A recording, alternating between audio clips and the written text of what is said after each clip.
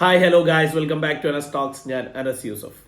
Kerala Blasters versus Chennai F C മത്സരങ്ങൾ.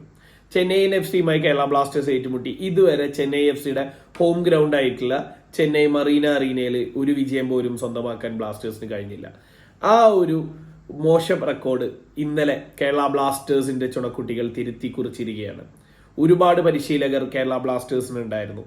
ആ ഒരു റെക്കോർഡ് തിരുത്തി കുറിക്കാൻ ഒരു മലയാളി തന്നെ വേണ്ടി വന്നു എന്നുള്ളതാണ്.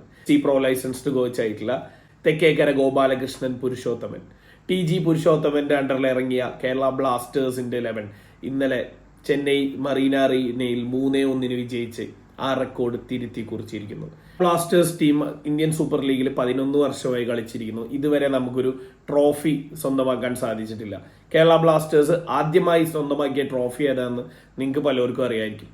കേരള പ്രീമിയർ ലീഗ് 2019-20 സീസണിലെ കേരളത്തിന്റെ സ്റ്റേറ്റ് ലീഗ് ആയിട്ടുള്ള കേരള പ്രീമിയർ ലീഗിന്റെ ചാമ്പ്യൻസ് ആയാണ് കേരള ബ്ലാസ്റ്റേഴ്സിന്റെ ആദ്യ ട്രോഫി എത്തുന്നത്. ആ ആദ്യ ട്രോഫിയും കേരള ബ്ലാസ്റ്റേഴ്സിന് സമ്മാനിച്ചത് ഒരു മലയാളി കോച്ചായിരുന്നു.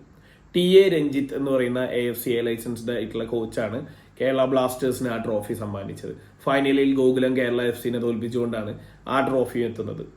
സോ കേരള ബ്ലാസ്റ്റേഴ്സിന്റെ ഓരോ റെക്കോർഡും നമുക്ക് കൊണ്ടുതരുന്നത് ഓരോ മലയാളി കോച്ചുമാരാണ്.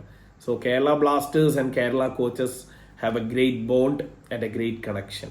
ഈ ഒരു പോസിറ്റിവിറ്റി ഇനി വരുന്ന മാച്ചസിലും കേരള ബ്ലാസ്റ്റേഴ്സിന് സീനിയർ ടീമിലോട്ട് പ്രൊവൈഡ് ചെയ്യാൻ പറ്റട്ടെ എന്ന് വിശ്വസിക്കുന്നു. കേരള ബ്ലാസ്റ്റേഴ്സിനെ ഇനിയുള്ള 5 മത്സരങ്ങളും വളരെ മികച്ച ഊർജ്ജസ്വലതയോടെ നയിക്കാൻ TG പുരുഷോത്തമൻ എന്ന ഹെഡ് കോച്ചിന് കഴിയട്ടെ.